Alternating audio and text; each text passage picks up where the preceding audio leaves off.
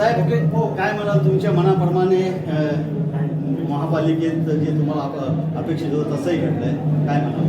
आपण बघितलं असेल मालेगाव महानगरपालिकेच्या निवडणुकीमध्ये मी पहिल्या दिवसापासून सांगतोय की इथे जी काही राजकीय सामाजिक परिस्थिती आहे ते पाहता प्रामुख्याने 20 जागेंवर गेल्या अनेक वर्षांची परंपरा निवडणुका लढवल्या जातात. या 20 जागेच्या पैकी 18 जागेवर शिवसेनेचे धनुष्यबाणाचे माननीय एकनाथजी शिंदे साहेबांचे उमेदवार नगरसेवक म्हणून जनता जनार्दनाच्या आशीर्वादाने निवडून आले. मी तमाम जनतेचं शिवसैनिकांचं आभार व्यक्त करतो, त्यांचं अभिनंदन करतो.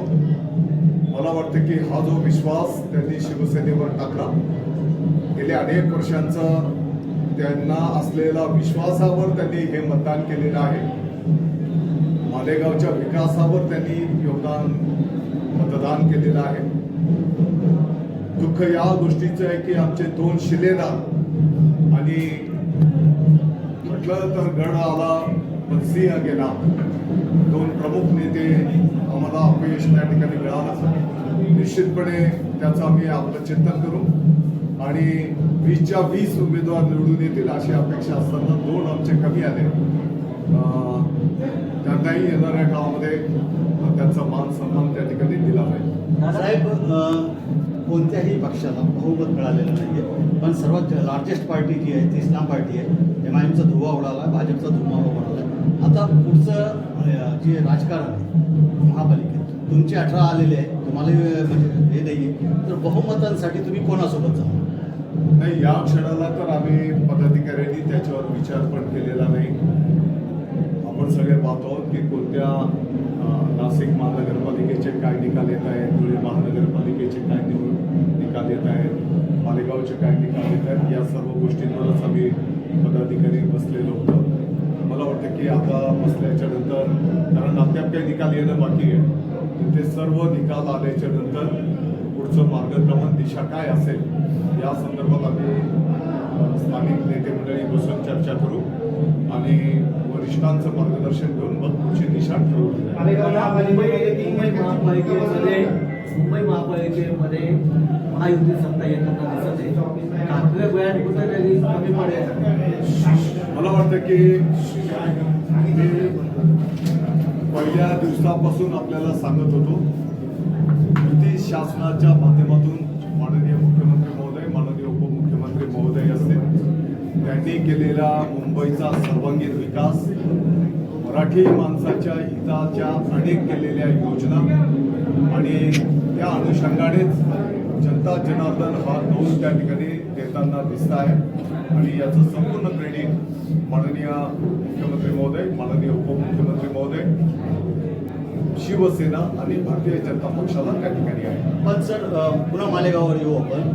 शेवटी तुम्हाला कोणासोबत तर जावंच लागणार आहे, म्हणजे किंग मेकर तुम्ही आहेच, ही तर भूमिका तुम्हाला बजवावीच लागणार आहे. मी आपल्याला सांगितलं की आता आम्ही सर्व स्थानिक पदाधिकारी बसू, नेमकी काय आकडेवारी आहे, स्थानिक नेत्यांचं काय मनोगत आहे, आपल्या पदाधिकाऱ्यांचं काय मनोगत आहे, नगरसेवकांचं काय मनोगत आहे आणि याचा गोषवारा आम्ही आमच्या वरिष्ठांच्या कानावर घालू. शेवटी हा पक्ष वरिष्ठांच्या आदेशावर चालणारा पक्ष आहे.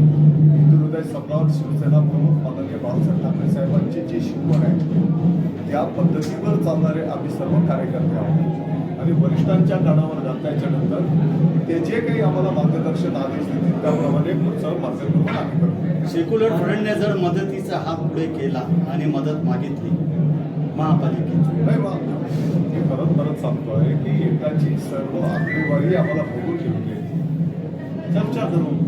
मुंबईमध्ये ठाकरे बंधूंनी मोठमोठ्या सभा घेतल्या, त्यांनी प्रेझेंटेशन केले, व्हिडिओ दाखवले, त्याचा जो परिणाम आहे तो मतदारामध्ये कुठे दिसत नाही.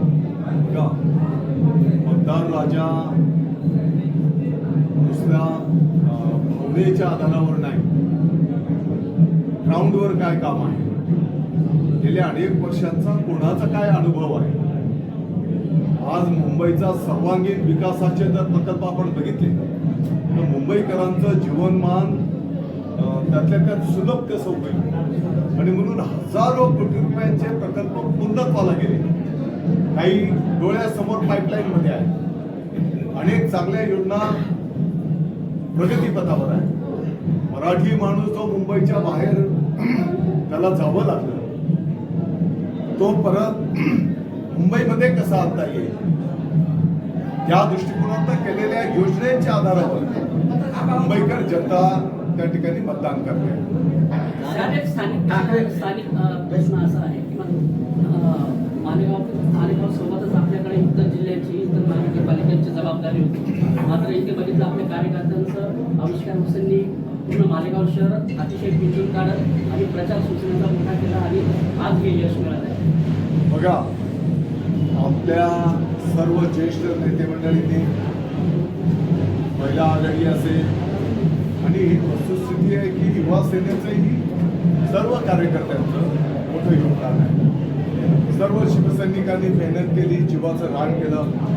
तुम्हाला माहिती आहे की सकाळपासून सायंकाळपर्यंत मला काही नेते मंडळींना आम्ही सर्वजण नाशिकला असायचो आणि मग रात्री आल्याच्या नंतर शेवटचे 2-3 दिवस प्रचार करण्याच्यासाठी संधी उपलब्ध झाली.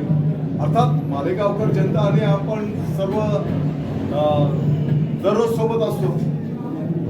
ते काही निवडणुकीपुरतेच आपण येतो अशातला भाग नाही. पण कार्यकर्त्यांची खंत आहे ना, ज्या माणसाला क्रेडिट मिळायला पाहिजे, ज्या माणसं तुम्ही तर पाठीशी होतेच, पण ज्यांनी सर्व हे घडून आणलं, युवा सेनेला जागा केलं आणि एवढा मोठा यश मिळत, त्यांना क्रेडिट का? सर्वांचं क्रेडिट आहे ना.